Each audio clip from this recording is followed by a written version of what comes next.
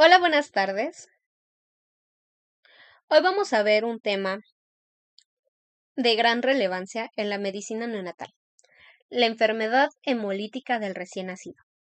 Soy Montserrat Elizabeth Rojas Herrera, del quinto semestre de laboratorio clínico en la materia de banco de sangre.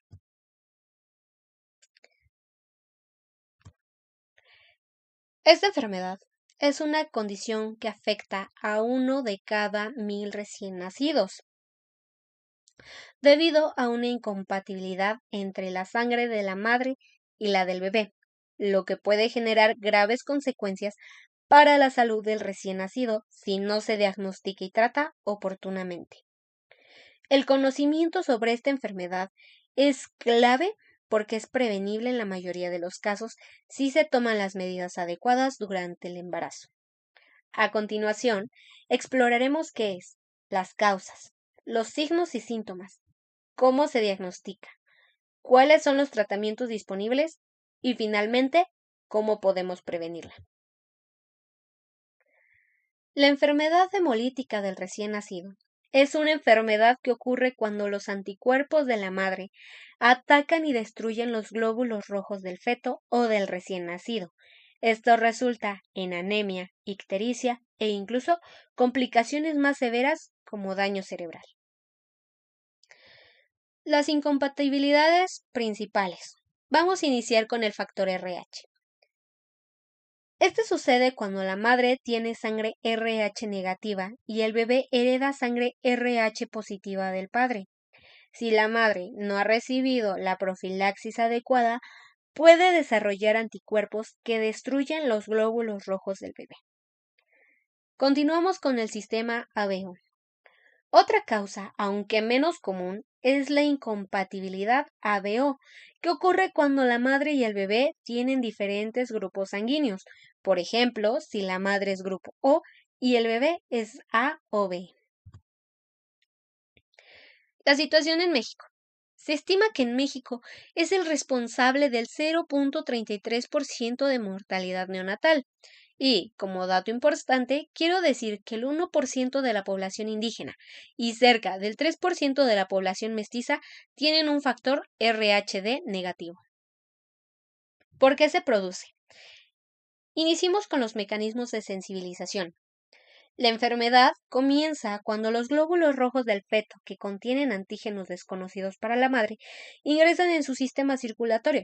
Esto puede suceder durante eventos como el parto, abortos espontáneos o inducidos, procedimientos invasivos como la amniocentesis o el muestreo de vellosidades coriónicas, hemorragias durante el embarazo.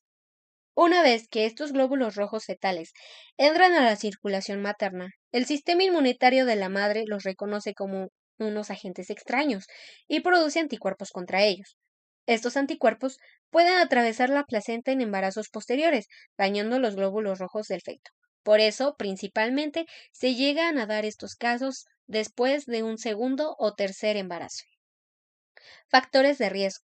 Los factores que aumentan el riesgo de la enfermedad incluyen embarazos múltiples, antecedentes de sensibilización previa y procedimientos obstétricos invasivos. ¿Cuáles son sus signos y síntomas? Empezamos en el útero. En el feto los signos pueden incluir hidropesia fetal, que es la acumulación de líquido en los tejidos y cavidades del cuerpo, movimientos fetales reducidos debido a la anemia severa, y cambios detectados por ultrasonido como agrandamiento del corazón o del hígado. En el recién nacido. En el recién nacido los síntomas más comunes son ictericia severa, que es la coloración amarilla de la piel y ojos debido al exceso de bilirrubina. Anemia, que es la reducción en el número de glóbulos rojos que causa fatiga y palidez. Esplenomegalia y hepatomegalia, aumento del tamaño del vaso y el hígado debido al esfuerzo por compensar la destrucción de glóbulos rojos. Y en las complicaciones más graves tenemos el kernicterus, que es un daño cerebral causado por niveles extremadamente altos de bilirrubina. ¿Cómo se diagnostica? Tenemos dos formas de diagnosticarlo. o dos momentos en los cuales se diagnostica, que es durante el embarazo y en el recién nacido.